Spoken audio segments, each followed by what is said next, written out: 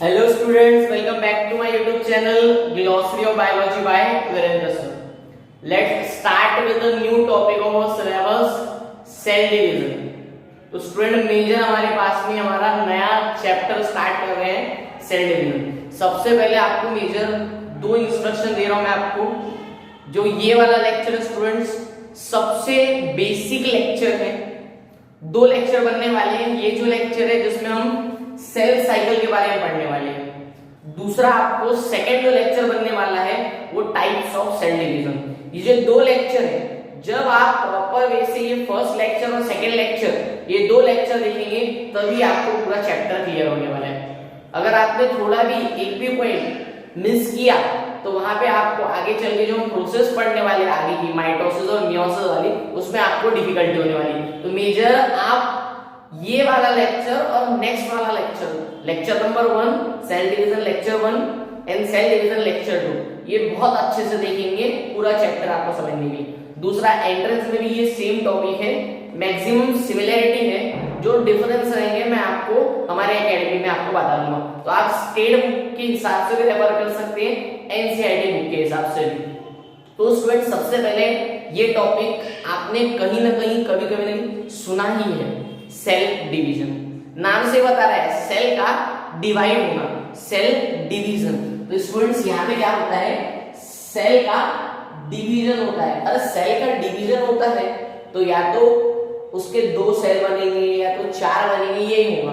मतलब उसके cell divide होंगे और डिवाइड होने के बाद में आपको स्टूडेंट ये फोकस करना है कि उसका जो जेनेटिक मटेरियल है, कौन सा मटेरियल, जेनेटिक मटेरियल कौन सा रहता है वैसे जेनेटिक मटेरियल, डीएनए। डीएनए जो है वो हमेशा कैसा रहना है स्टूडेंट्स, सिमिलर रहने वाला है। तो जेनेटिक मटेरियल हमेशा कैसा रहता है, सेम रहता है। कितने भी सेल डिवाइड हो लेकिन उसके अंदर का जेनेटिक कॉन्स्टिट्यूशन हमेशा सेम रहेगा। देन इसी के बाद में स्टूडेंट्स दूसरा आपको देन सेल डिवीजन जो होता है ये एक साइकिल के फॉर्म में होता है। मतलब ऐसा नहीं कुछ भी कभी भी होगा, नहीं, बिल्कुल नहीं, एक सीक्वेंस रहेगा पर्टिकुलर। वो सीक्वेंस को बोला जाता है cell cycle, sequential event occurring in life. ठीक है, आप ये डिफाइन बहुत अच्छे से नोट करो। सेल साइकिल मतलब जो सेल डिवीजन होते हैं वो किसके फॉर्म में होते हैं, एक सेल साइकिल के। और सेल साइकिल की डिफाइन क्या है स्टूडेंट्स, सेल साइकिल की डिफाइन है sequential event occurs in life is known as cell cycle. Then इसी के बाद में स्टूडेंट्स आपको ये साइकिलिक फॉर्म दिख रहा है, यही हमें डिटेल में देखना है। ये लेक्चर बहुत काम का है आपका क्योंकि पूरा चैप्टर ये लेक्चर के ऊपर डिपेंड करता है। देन इसी के बाद में एक और चीज बता दूं आपको मैं, जब हम आगे चल के 12th में गैमेट्स का फॉर्मेशन पढ़ने वाले हैं, साथ में न्यू बेबी का जो फॉर्मेशन होता है उसमें ये प्रोसेस बहुत काम के। अगर अभी आपने अच्छे से ये अपने माइंड में फिट कर लिए देन आपको 12th में कुछ भी प्रॉब्लम नहीं होने वाली। मतलब 12th का बेसिक है ये चैप्टर है, इसलिए बोल रहा हूँ, बहुत बार बोल रहा हूँ कि अच्छे से समझ लो। देन सेल साइकिल के स्टूडेंट 2 टाइप है हमारे पास में, एक है हमारे पास में इंटरफेस, एक है हमारे पास में एम फेज। एम फेज मतलब जिसमें 2 टाइप आते हैं, एक आता है मियोसिस, एक आता है माइटोसिस। आप बोल रहे हो सर मियोसिस माइटोसिस क्या है, तो सेल डिवीजन के 3 टाइप है वैसे। कितने, 3 टाइप है। नेक्स्ट लेक्चर में हम देखने वाले हैं, एक है अमाइटोसिस, एक है माइटोसिस, एक है मियोसिस। तो इसलिए सबका नाम किससे आ रहा है, एम से, इसलिए इसका नाम पड़ गया एम फेज। जिसमें क्या होता है सेल्स का सेल अंडरगो डिवीजन। मतलब एग्जैक्टली यहाँ पे जो ये एम फेज दिख रहा है ना स्टूडेंट्स, यहाँ पे होता है डिवीजन। देन दूसरा फेज मैंने क्या बोला, interphase.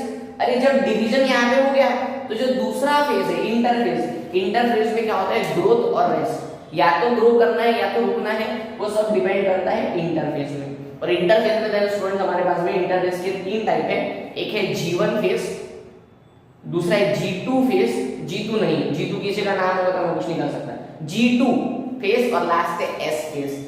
G1 phase, G2 phase और S फेज। देन स्टूडेंट आप लोगों को सर ये साइकिल क्यों घूम रही है, ऐसा क्यों हो रहा है, सेल का डिवीजन क्यों हो रहा है, ये भी आपको होगा मेजर। तो स्टूडेंट आपको मैं सबसे पहले बता दूं, जब नया एक जाइगोट बना था, जाइगोट मतलब क्या, प्रोसेस कौन सी रहती है, फर्टिलाइजेशन। 10th में हमने डिफाइन पढ़ी fertilisation, the process in which haploid male gamete fuses with haploid female gamete to form a diploid zygote. हमने पढ़ा है एक जाइगोट बनता है, जो जाइगोट रहता है, जाइगोट के पास में सिर्फ एक ही सेल रहता है उस समय जब एक बनता है, जब मेल का स्पर्म और फीमेल का ओम, ये दोनों फ्यूज हो गए और फ्यूज होने के बाद में स्टूडेंट एक नया क्या बनता है, जाइगोट। तो इसमें देख सकते हैं आप न्यूक्लियस एक ही है और एक ही सेल है, इसलिए इसको बोलेंगे आप कौन सा सेल्यूलर, यूनिसेल्यूलर। देन स्टूडेंट आपको पता है ये यूनिसेल्यूलर बॉडी काय में कन्वर्ट होती है, मल्टी सेल्यूलर। अरे कैसे, मल्टी सेल्यूलर में कैसे कन्वर्ट हुई यूनिसेल्यूलर, सेल का डिवीजन होके, एक से दो बने, दो से फिर और दो बन के चार हुए, ऐसे धीरे धीरे सेल का डिवीजन हुआ और कौन सी बॉडी बन गई, मल्टी सेल्यूलर। तो ये डिवीजन कैसे हुआ यही हमें पढ़ना है, यही पढ़ना है, इसलिए मैं बोल रहा हूँ ये टॉपिक बहुत काम का है, यही आगे जाके आपको 12th में पूरा का पूरा कॉन्सेप्ट क्लियर करके देने वाला है। तो स्टूडेंट्स हम ये स्टार्ट करते हैं कि एग्जैक्टली डिवीजन कैसे होता है और डिवीजन होने के बाद में उसका ग्रोथ कैसा होता है। तो स्टार्ट करते हैं आज का हमारा टॉपिक जिसे बोला जाता है सेल साइकिल। क्या है cell cycle, sequential event occur in life is known as cell cycle. दूसरा, फर्स्ट मैंने आपको बता दिया ये टॉपिक आपको समझना ही है क्योंकि ये 12th बेस पूरा है, पूरा का पूरा 12th का बेसिक है। दूसरा, ये टॉपिक अगर आप जितना फोकस करके पढ़ेंगे उतना इजी लगेगा, नहीं तो बहुत ज्यादा कॉम्प्लिकेटेड लगेगा। इसलिए बोल रहा हूं कि प्रॉपर वे से अच्छे से कॉम्प्लिकेटेड टॉपिक है इजीली आपको समझ। आज का टॉपिक बहुत इजी है, अरे आज का टॉपिक इसलिए इजी है क्योंकि अगर ये समझ गए तो आगे की प्रोसेसिंग समझेंगे। आगे के जो टॉपिक है वो कॉम्प्लिकेटेड है, तो उसके लिए आपको ये बेसिक जो है इसको स्ट्रॉन्ग करना है। तो स्टूडेंट्स फर्स्ट स्टार्ट करते हैं सेल साइकिल से। हाँ स्टूडेंट, तो नेक्स्ट हमारे पास में हमने बताया सेल साइकिल के दो फेज है, एक है एम फेज और एक है इंटरफेज। तो सबसे पहले एम फेज के बारे में देख लेते हैं। एम फेज को ही बोला जाता है पीरियड ऑफ डिवीजन और सेल डिवीजन, जहां पे एग्जैक्टली कौन सी प्रोसेस होती है स्टूडेंट, सेल के डिवीजन की। देन इसके बाद में आपको पहले फोकस करना है एम नाम क्यों दिया गया, क्योंकि माइटोसिस और मियोसिस ये दो मेजर टाइप है। वैसे कितने टाइप है, तीन टाइप है माइटोसिस के, एम फेज के। फर्स्ट इसमें आता है अमाइटोसिस, दूसरा माइटोसिस और एक मियोसिस। माइटोसिस जो है स्टूडेंट्स इसमें होता है जो एक पेरेंट रहता है, ये जो एक सेल है मैं बोल रहा हूं, ये एक सेल से कितने बनते हैं, दो बनते हैं। देन इसी के बाद में मियोसिस क्यों बोला जाता है, क्योंकि मियोसिस का जो एक पेरेंट सेल रहता है इससे टोटल कितने बनते हैं, चार बनते हैं। तो यही आपको फोकस करना है कि माइटोसिस में दो बनते हैं, मियोसिस में चार बनते हैं। एक से दो कैसे बने ये पूरा डिटेल में हमें देखना है, और एक से चार कैसे बने और कौन कौन सी प्रोसेस होके चार टुकड़े हुए ये पूरा हमें देखना है हमारे माइटोसिस और मियोसिस वाले लेक्चर में। आज हमारा काम क्या है, सेल डिवीजन हो रहा है देन क्या होता है, मतलब सेल डिवीजन होता क्यों है, वो एग्जैक्टली होता क्यों।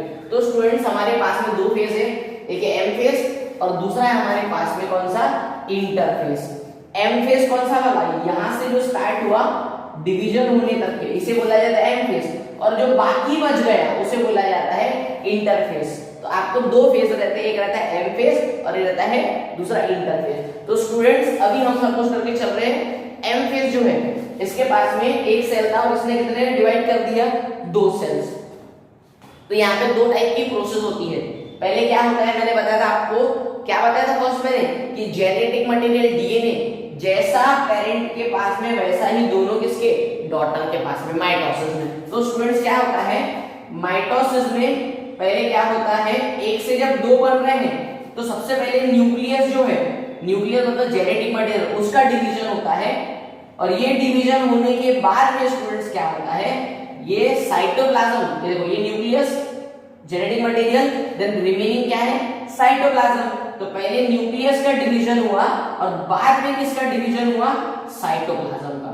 तो डिवीजन जब न्यूक्लियस का होता है तो उसे बोला जाता है karyokinesis. Division of nucleus is known as karyokinesis and division of cytoplasm is known as cytokinesis. तो दो टाइप यहाँ पे होते हैं, दो प्रोसेस होती है, पहले न्यूक्लियस का डिवीजन होता है और बाद में साइटोप्लाज्म का डिवीजन होता है। तो डिवीजन अगर किसका हो रहा है, न्यूक्लियस का, तो उसे बोला जाता है कैरियोकाइनेसिस, और अगर दूसरा डिवीजन अगर साइटोप्लाज्म का होगा तो उसे बोला जाता है साइटोकाइनेसिस। तो ये दो प्रोसेसेस होती है। तो स्टूडेंट अभी हम पहले कौन सा पढ़ लेते हैं, माइटोसिस के बारे में पढ़ लेते हैं, जिसमें एक से कितने होते हैं, दो। तो ये हमारे पास में एक सेल है, ये बहुत अच्छे से समझो, बहुत मजा आने वाला है। ये एक सेल है जो एम फेज में आया है। अब कौन से इसके लिए आया है, मैं बोल रहा हूँ माइटोसिस की प्रोसेस के लिए। तो स्टूडेंट क्या होने वाला है माइटोसिस की प्रोसेस में, ये जो एक सेल है ये 4 फेज रहते हैं। देन माइटोसिस जो है, माइटोसिस का जो कैरियोकाइनेसिस है, माइटोसिस का जो कैरियोकाइनेसिस है उसके भी मतलब एम फेज के क्या होगा, सिंपल याद रखो, जो एम फेज है उसके 4 फेज रहते हैं। पहला रहता है प्रोफेज, दूसरा रहता है मेटाफेज, तीसरा एनाफेज और चौथा टेलोफेज। ये सीक्वेंस आपको याद रखना है, विदाउट सीक्वेंस मार्क्स नहीं मिलते। तो आप याद रखेंगे एक वर्ड पीमेट। क्या याद रखेंगे, PMAT, prophase, metaphase, anaphase, telophase. PMAT, prophase, metaphase, anaphase, telophase. तो ये 4 फेज होते हैं। तो ये 4 फेज होने के बाद में यहाँ पे किसका डिवीजन होता है, न्यूक्लियस का। किसका, ये जो 4 फेज होती है इसमें क्या होता है, न्यूक्लियस का डिवीजन। जब न्यूक्लियस का डिवीजन हो गया तो किसका डिवीजन हो जाएगा, साइटोप्लाज्म का। और साइटोप्लाज्म का डिवीजन को क्या बोला जाता है, साइटोकाइनेसिस। मतलब एक क्या हो गया कैरियोकाइनेसिस, दूसरा क्या हो गया साइटोकाइनेसिस। मतलब पहले न्यूक्लियस का डिवीजन हुआ, देन दोनों में न्यूक्लियस का डिवीजन होने के बाद में किसका डिवीजन हो गया, साइटोप्लाज्म का। तो दूसरी प्रोसेस हो रही है साइटोकाइनेसिस। देन ये जो 2 बने, अब क्या होगा, तो स्टूडेंट्स यही तो हमें पढ़ना है। सेल साइकिल में डिवीजन अगर हो गया कैसे हुआ ये भी पढ़ना है, और होने के बाद में क्या होगा पहले वो देख लेते सेल साइकिल के बाद में। देन इसी के बाद में जो डिवीजन हुआ इसको टाइम कितना लगता है, पर्टिकुलर 1 to 3 आवर्स, 1 से 3 घंटे तक का टाइम लगता है, 1 to 3 आवर्स लगता है डिवीजन होने के बाद में। देन स्टूडेंट्स ये जो 2 सेल बने ये आगे जाते हैं कौन से फेज में, इंटरफेज में। कौन से इसमें, इंटरफेज। अब इंटरफेज में क्या होता है, तो जो 2 सेल है वो इंटरफेज के 3 इसमें जाते हैं, जिसमें G1 फेज इन्वॉल्व रहता है, G2 फेज इन्वॉल्व रहता है और S फेज इन्वॉल्व रहता है। तो G1, S और G2 में क्या होता है ये हमें डिटेल में और देखना है। तो ये जो सेल है ये जाता है G1 फेज। G1 फेज में सेल की ग्रोथ होती है। मैंने आपको स्टार्टिंग में बताया था इंटरफेज के लिए 2 चीजें डिपेंड करती है। इंटरफेज जो हमारे पास में है, इंटरफेस क्या करता है, ये सेल का ग्रोथ या तो सेल का रेस्ट डिपेंड कराता है, पूरी की पूरी प्रोसेस। तो स्टूडेंट अभी डिवीजन हो गया, डिवीजन होने के बाद में ये गया G1 फेज में।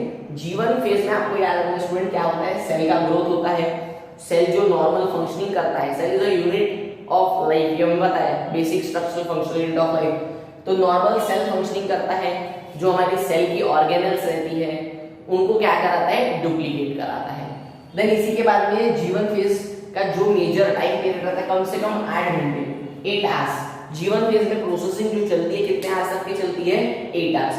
G1 फेज का आप फुल फॉर्म लिख सकते हैं, फर्स्ट वन मतलब first gap phase, first gap phase. तो G1 फेज में क्या क्या हो रहा है, cell growth, normal cell functioning, and दूसरा आपको याद रखना है ऑर्गेनेल का डुप्लीकेशन। हाँ स्टूडेंट्स, तो हमारे पास में जो हमारा इंटरफेज है, इंटरफेज के बारे में मैंने बता दिया आपको, हमारे 3 फेज है इंटरफेज के, G1 फेज, S फेज और G2 फेज। अब एग्जैक्टली जो G1 फेज है स्टूडेंट्स, कौन सा G1 फेज जो है इसे बोला जाता है first gap phase. First gap phase, इसमें क्या होता है स्टूडेंट्स, आपको याद रखना है नॉर्मल सेल का जो ग्रोथ है। अब ये जो सेल आए हैं, अरे 1 से 2 बन के आए हैं ना, तो इनका ग्रोथ होगा, तो सेल ग्रोथ होगा, नॉर्मल फंक्शनिंग डेवलप होगी, साथ में क्या होगा, ऑर्गेनेल का डुप्लीकेशन। साथ में आपको वर्ड याद रखना है कि यहाँ पे क्या होता है, MRP। क्या होता है, MRP। अब ये वर्ड बस याद रखो, MRP। अब MRP मतलब क्या है, तो आपको फर्स्ट याद रखना है, फर्स्ट गैप फेज में जैसे ही डिवीजन होने के बाद में सेल्स आ जाते हैं, तो सबसे पहले हमारी जो प्रोसेसिंग है स्टार्ट हो जाती है। प्रोसेसिंग स्टार्ट होने के बाद में सेल का ग्रोथ स्टार्ट होता है इमीडिएटली। तो after cell division start immediately the process of cell division. दूसरा MRP का फुल फॉर्म आप देखेंगे, M मतलब मेम्ब्रेन्स का बनना स्टार्ट होता है, R मतलब RNA का बनना। RNA के 3 टाइप, कौन कौन से, जो RNA रहता है हमारे बॉडी में, राइबोस न्यूक्लिक एसिड, इसके 3 टाइप रहते हैं। एक रहता है mRNA, एक रहता है rRNA, एक रहता है स्टूडेंट्स tRNA। ये बॉडी में हमारे रहते हैं, क्यों रहते हैं, क्या बना के देते हैं, प्रोटीन्स बना के देते हैं। mRNA का जो कन्वर्जन होता था, mRNA का कन्वर्जन किसमें होता था, प्रोटीन्स में। तो जो G1 फेज है, G1 फेज में आप याद रखेंगे क्या होता है, MRP बनती है। क्या बनता है, MRP बनती है। G1 फेज में एमआरपी बनती है, G1 फेज में एमआरपी बनती है मेम्ब्रेन का बनना, आरएनए का बनना और प्रोटीन का बनना। ये स्टूडेंट बहुत अच्छे से याद रखेंगे। और दूसरा मैं एक मेजर आपको पॉइंट बता दूं, हमारे बॉडी में जो एक सेल है इससे जब दो बनते हैं और उसका पूरा का पूरा फिर से नॉर्मल बनने तक के पूरा जो टोटल टाइमिंग लगता है, कितने घंटे लगता है, कितने आवर्स लगता है, 24 आवर्स। तो जो डिवीजन होता है उसके लिए 1 to 3 आवर्स। फिर उसके बाद में जब ये G1 फेज में एमआरपी बनेगा तो उसके लिए कम से कम 8 आवर्स का टाइम लगता है। देन G1 फेज में प्रोसेसिंग होगी, G1 फेज में भी mRNA, rRNA, tRNA, protein, membrane सब बन गए। देन नेक्स्ट प्रोसेस में आता है एस फेज में। बहुत अच्छे से समझो ये एस फेज। एस फेज का फुल फॉर्म है सिंथेसिस फेज। क्या नाम है? Synthesis phase. नाम से तो बता रहा है, सिंथेसिस मतलब बनाना। क्या बनाना? ये बनाता है डीएनए। डीएनए का फुल फॉर्म डीऑक्सीराइबोस न्यूक्लिक एसिड। और डीएनए क्या है? Genetic material. तो यहाँ पे क्या होता है, डीएनए का सिंथेसिस भी होता है, मतलब डीएनए का फॉर्मेशन भी होता है, डीएनए का बनना भी होता है, साथ में रेप्लिकेशन। रेप्लिकेशन मतलब क्या? रेप्लिका। रेप्लिका मतलब होता है एग्जैक्ट कॉपी। रेप्लिका मतलब एग्जैक्ट कॉपी। मैं कोई बात बताऊं स्टूडेंट, हमारे पास में एक सेल था, एक से कितने बने? दो बन रहे हैं। अरे जब एक से दो बन रहे हैं तो डीएनए का भी क्या होना चाहिए? रेप्लिकेशन। डीएनए भी दोनों के सेल में क्या बटना चाहिए? मैंने बताया था इक्वली बटेगा और दोनों सेल में जो डीएनए वो सेम रहेगा। तो स्टूडेंट्स सिंथेसिस फेज में डीएनए का सिंथेसिस होता है। क्यों होता है? अमाउंट ऑफ डीएनए पर सेल, दोनों सेल में क्या होना चाहिए? सेम होना चाहिए, इसलिए अमाउंट ऑफ डीएनए पर सेल डबल्स। तो ये जो एक सेल है इसके कारण जो दो सेल बने तो दोनों सेल के लिए जो हमारा डीएनए था डबल हो गया। देन इसके बाद में सबसे काम का पॉइंट सुनो, ये एंट्रेंस पॉइंट ऑफ व्यू बहुत काम का है। जो डीएनए हमारा, DNA deoxyribose nucleic acid genetic material, ये हमेशा एक प्रोटीन के साथ में रहता है। वो सिंगल नहीं रहता है, वो एक प्रोटीन के साथ में कवर रहता है। मतलब प्रोटीन, ये हमारा डीएनए है तो डीएनए को एक कवर रहता है। मतलब ये डीएनए का जो हमारे पास में स्ट्रक्चर है ये वाला कैसा रहता है? Double helical structure.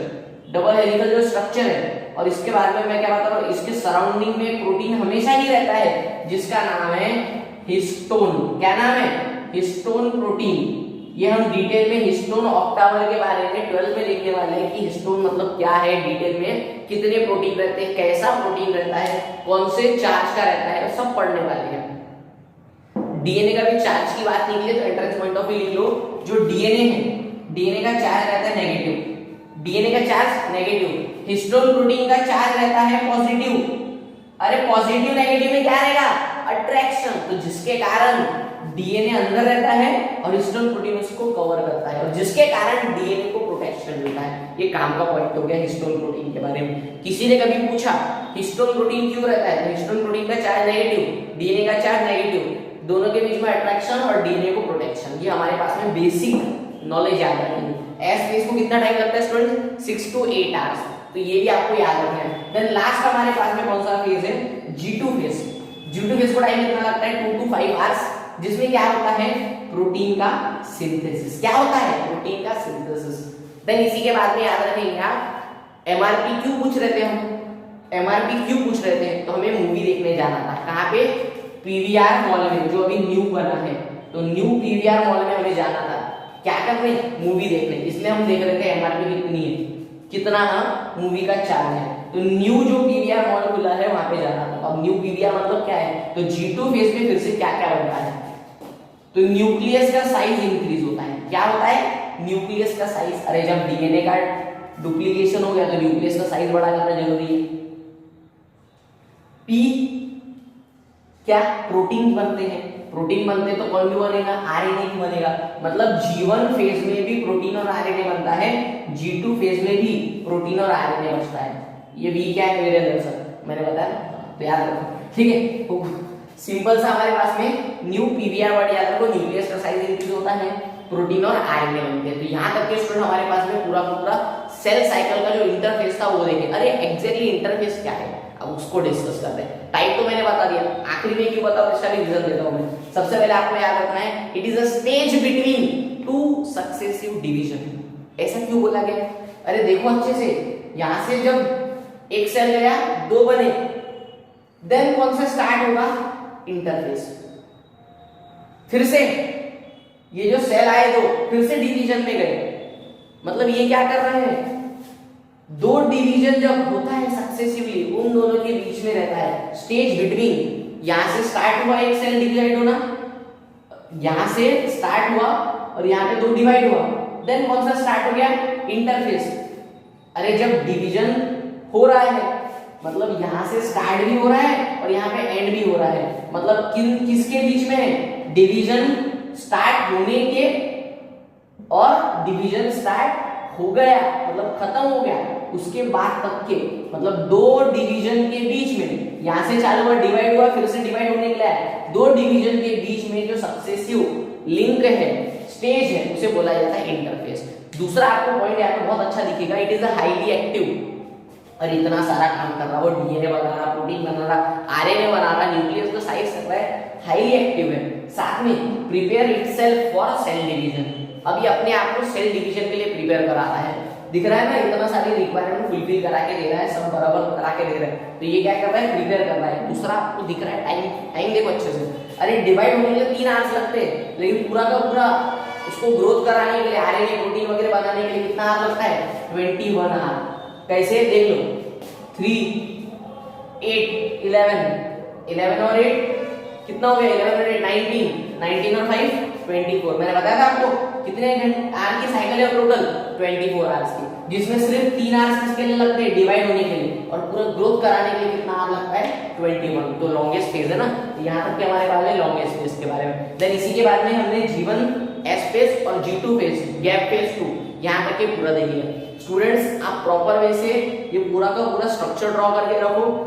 दूसरा याद रखो कि यहीं पे इतना सारा अलग से याद करने से अच्छा यहीं पूरा आप बना के लिखो, एक ही पेज में आप ये सेल साइकिल का व्यू बनाओ और देन उसी के बाद में पूरा का पूरा वहीं पे शो कर दो। इसके बाद का जो लेक्चर होने वाला है टाइप ऑफ सेल डिवीजन, वो लेक्चर आपको इजी भी है और समझना बहुत जरूरी है। अगर वो लेक्चर समझ गया तो लेक्चर जो पूरा चैप्टर है बहुत इजी है। देखा जाए ना चैप्टर बहुत इजी है, सिर्फ एक ही बात आ रहा हूँ, अच्छे से फोकस करो, पूरा चैप्टर इजी है। नेक्स्ट लेक्चर में हम टाइप ऑफ सेल डिवीजन देखेंगे, वो लेक्चर आप मिस नहीं करेंगे, वो वाला लेक्चर और बहुत फोकस करके देखेंगे क्योंकि उसके बाद में अगर वो समझ गया तो पूरा चैप्टर समझ गया। तो मिलते हैं स्टूडेंट नेक्स्ट लेक्चर में जिसमें हम टाइप ऑफ सेल डिवीजन के बारे में देखने वाले हैं। और अभी भी अगर किसी को कोई भी प्रॉब्लम अगर आती है तो इंस्टाग्राम पे पता है मेरा पेज है वीरेंद्र सर 99 बायोलॉजी, वहां पे आप अपने डाउट शेयर कर सकते हैं।